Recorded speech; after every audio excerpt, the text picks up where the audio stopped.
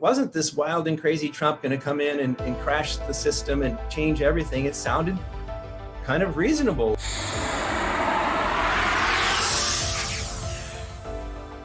If there is a big market meltdown ahead, I don't think that gold and silver will be immune from that. Now, that doesn't mean I'm going to sell now. Here's, of all the different things we could say about this subject, the number one thing I would want to communicate is that I personally am not selling anything in front of the crash. Now, I'm not in mainstream equities. I'm mostly in gold and silver stocks that I think are going to do well regardless, and I would be happy to buy more of if we have a crash.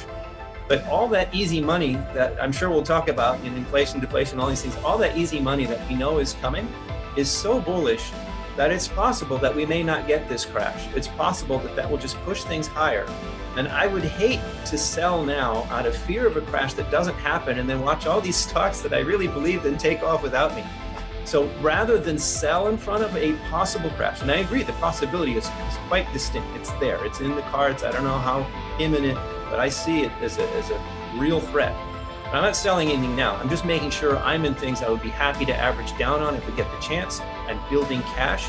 And if not, at least I still have my finger in the pie. I think the most important thing for people to keep in mind, and I think this is really important, is that it's, the spend or spend more choice. There is no austerity choice really on the table right now. The choices we have are 1.8 trillion, 2.4 trillion. How many trillions more are we going to throw at the current context? So I think a lot of this hullabaloo about the election is overdone. I'm not saying it's unimportant. I'm not saying that, if you have strong ideological reasons for favoring one or the other, that it doesn't matter. And, but in terms of gold, the price of gold and monetary policy, it's baked in the cake. Either side wins, there's more easy money on the way, and that's extremely bullish for monetary. I'm not one of these uber dollar bears like some other Puerto Ricans who remain nameless.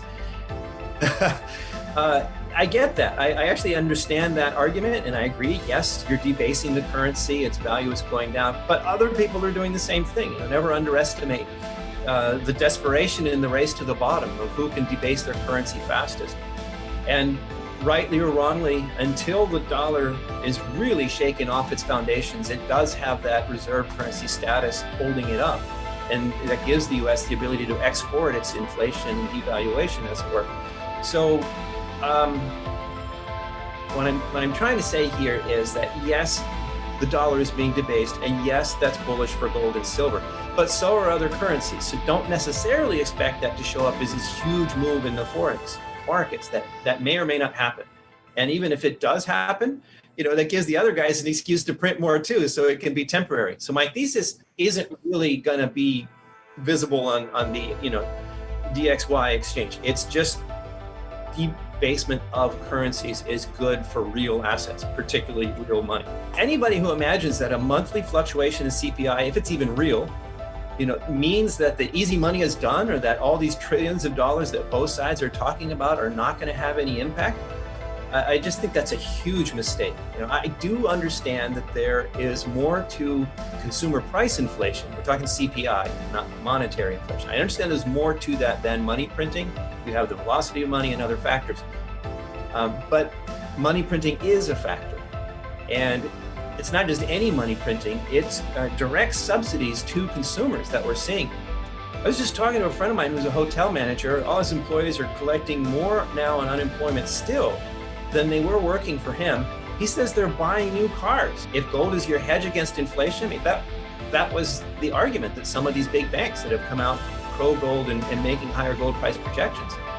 It's the inflation question. So if inflation goes down, and that's what you think is the most important thing for the price of gold, then you might sell. But I think it's wrong, it's short-sighted, and reality will reassert itself. I think this is another one of these overblown things. Yes, we have seen gold move on vaccine headlines. I don't deny that. But it's a mistake to think that 2020 gold is all about the vaccine. Oh, the COVID hit, or not even just vaccine, but the whole COVID situation and the market meltdown that we had and the uncertainty, that it's all about the COVID-19 outbreak. That's not true. Despite the disappointment in 2016, the bottom so far was in late 2015. And we have been on a volatile upward trend since late 2015, well before anybody even thought about COVID. But even the more recent and dramatic upturn started after the Powell pivot. This is really about monetary and fiscal policy, starting, first and foremost with monetary policy. It's about negative real rates. And so, okay, less inflation, might seem to reduce the negative real rates a little bit, but we're still looking at negative real rates. There's no question. And that all started long before the whole COVID situation. So I'm not saying there's no COVID tailwind. I'm saying that's not the fundamental driver. And if there are 27 great vaccines tomorrow, everybody goes back out eating and going to movie theaters, flying, everything's fine tomorrow, which isn't going to happen. It's going to take months, if not years, to get back to normal. But even if that did happen, that would just mean that extra tailwind goes away. It doesn't change the fundamental monetary and fiscal reality that we're in and will be in, I think, for years to come. So those are temporary and fleeting things. You can see knee-jerk reactions to things like this. As you and I are speaking, we have this knee-jerk reaction to this really, I think, insignificant change in CPI data.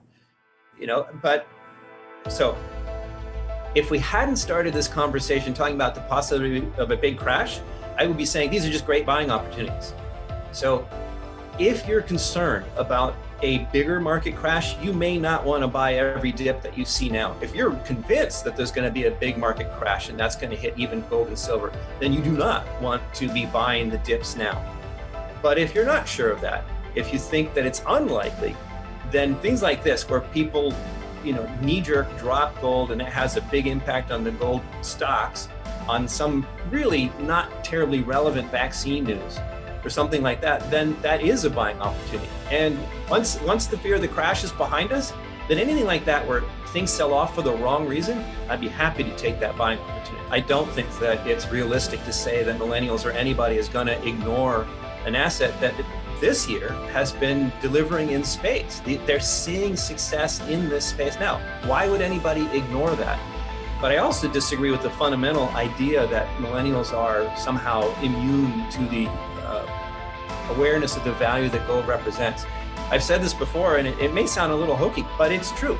You play video games, I'm sure, and your friends play video games, and half those video games, it's gold pieces that you trade back and forth. They don't use dollars or yuan or something in most video games. Those, you're playing in a medieval sword and sorcery setting or some futuristic setting. It doesn't have any dollars, right? So you trade gold pieces, or even when it's not gold pieces, it's something that looks gold.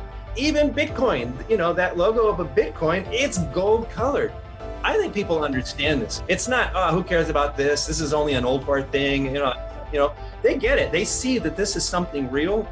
And so you couple that with market action like this year, where people saying what's working.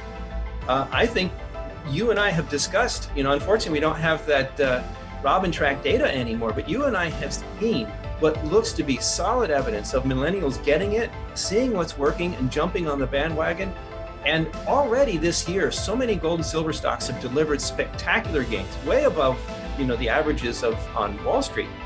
I think that's a lesson learned. I reject the premise. But even if it was true, let's say decades from now, that becomes, when they're in their 40s and 50s, the power generation, and they have disdain for gold and silver. One, that's so far from now that we can make tons of money before that becomes a problem.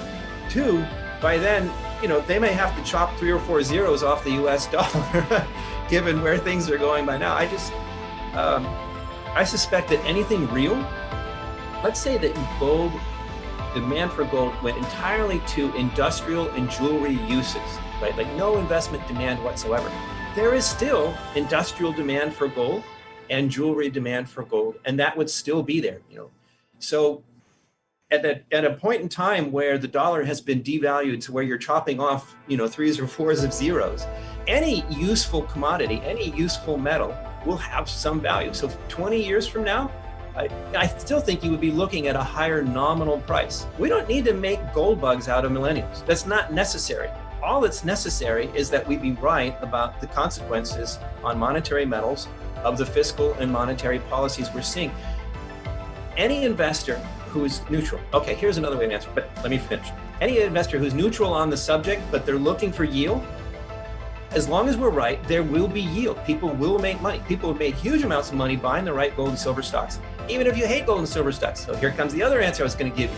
the Warren Buffett blessing, right? Warren Buffett didn't buy gold. I don't think he's changed his attitude about gold at all. His company bought a gold stock because it was gushing cash, and it was foreseeable that it would be gushing cash going forward. I think that's the answer. Warren Buffett doesn't love gold. He hates gold, but he understands a good business when he sees one. I think millennials are not stupid. They get it. And if they see a good business that's going to gush cash and pay them maybe a dividend or capital gains as well, why would they say, oh no, that's just for old people. I'm not buying that great cash gushing business. I love gold and silver. I do think they're going much higher, but I can't really call them a bottom feeder opportunity today. So I have to look around, what is out there still selling cheap? My answers are uranium, of course. I love that it's hated, and I know that it's not for everybody, but it's hated. The low cost of production, when but not if question. I also believe in the electrification story. That brings us two primary metals that I like, copper and nickel. Not lithium, maybe cobalt, but copper and nickel definitely are contrarian plays still, and they're still relatively quite cheap, and I think they will have to go higher, when not if questions. And then finally, lowly, also hated oil. I don't want to give you the wrong finger there. Oil is going away someday, but not anytime soon, and it will take decades for everybody to convert to electric cars. I think oil prices, they're vulnerable in the near term, but I think they will be a terrific contrarian play for people with the guts to look at it.